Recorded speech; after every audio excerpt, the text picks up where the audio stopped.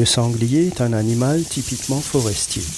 Il vit essentiellement dans des zones arborées avec un point d'eau et évite les zones à découvert. Durant la journée, il reste tranquille. Il dort et se repose caché dans des endroits compliqués d'accès, entre des ronces et des fougères, au fond d'un creux appelé bauge creusé par lui-même, dans un endroit bien abrité. Il quitte son abri au crépuscule pour partir à la recherche de nourriture. La harde de sangliers, appelée aussi la compagnie, est composée de femelles et des jeunes de l'année. Un groupe peut compter de 10 à 15 individus. La laie dominante est la plus âgée. Elle dirige le groupe à la recherche de nourriture et d'abri. Les mâles adultes sont solitaires, sauf pendant la période de rut. Une laie a une portée de 6 à 8 marcassins par an. Quand la nourriture est abondante, cela entraîne parfois une seconde portée.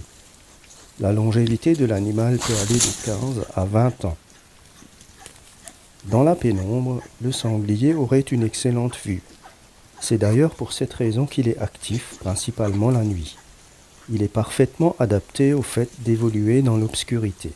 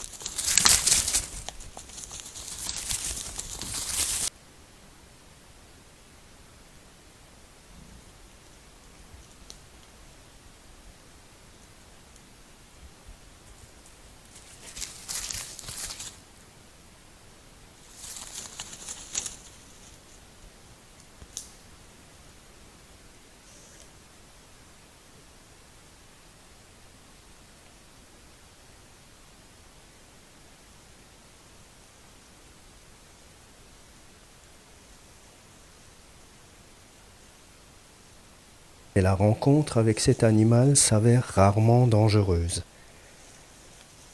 Le sanglier n'est normalement pas agressif, et lorsqu'il détecte la présence humaine grâce à son ouïe et son odorat très développé, il préfère largement fuir à toute vitesse.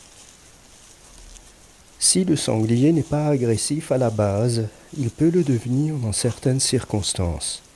C'est notamment le cas s'il est acculé et n'arrive pas à s'enfuir, ou une femelle avec ses petits qui se sent menacée.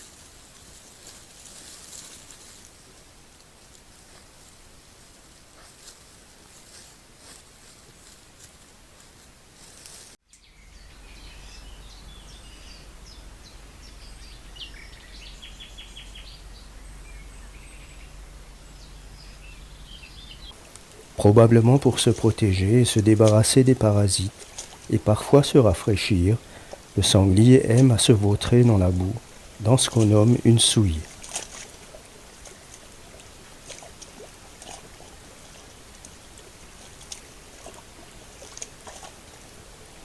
Le sanglier se nourrit principalement de végétaux tels que racines et tubercules, et des fruits des bois comme les glands et les châtaignes. Mais les cultures agricoles constituent aussi un garde-manger facile d'accès pour lui.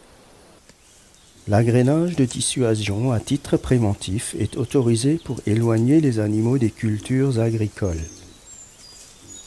Les sangliers occasionnent chaque année des dégâts dans les champs. Le maïs est particulièrement concerné.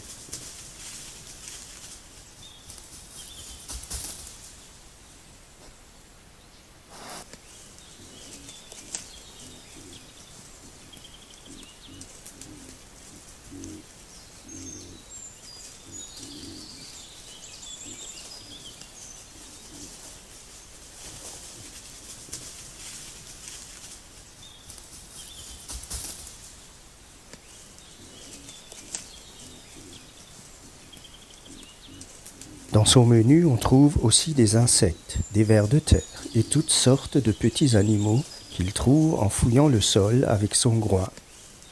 Le sanglier laboure régulièrement les prairies et ce n'est pas sans conséquence pour la microfaune qui partage le même espace.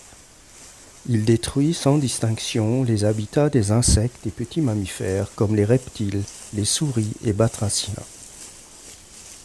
L'augmentation constante des populations de sangliers est un vrai problème pour l'équilibre de la nature. En l'absence des prédateurs naturels comme le lynx et le loup, la chasse est devenue une nécessité pour contenir et contrôler l'expansion et la surpopulation des suidés.